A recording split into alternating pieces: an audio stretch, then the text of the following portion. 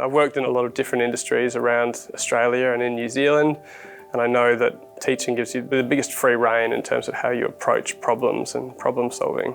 There's this creative approach you get to take that you don't find in many other industries. Teaching is not an easy gig, but it is incredibly rewarding.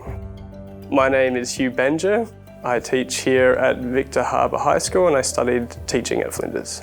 I worked in general construction. I had a pretty major revelation while I was concrete testing and just really hated it and thought, what do I really want to do? I saw the option of going and doing my master's at Flinders University and thought, well, actually I'll pursue teaching. I've really found it very fulfilling. I thought Flinders would make a great choice for me because it had a really long history of progressive approaches to education. Some of the key skills that I learned while studying at Flinders were personal reflection. The reflective practice actually as a whole has stayed with me absolutely and has made me a far better teacher. In the hard times and the good, never resting on laurels but always asking, how can I do better? Another important thing we learned about was the approach to curriculum. A learning by design process was really useful. It was going through Flinders that made me construct a philosophy of teaching well before I got into the classroom, and that was really powerful because I carry a lot of that today. The best thing that I felt about being at Flinders was an understanding of the importance of a practical approach to education, a big emphasis on placements and on first-hand experience. And I certainly found that in the lecturers and tutors that I met as well, that many of them had a great deal of experience and were really willing to talk about that experience, the good, the bad and the ugly. Even though it was only 2 years that we spent at uni, I really enjoyed how much of that time was actually dedicated to placements.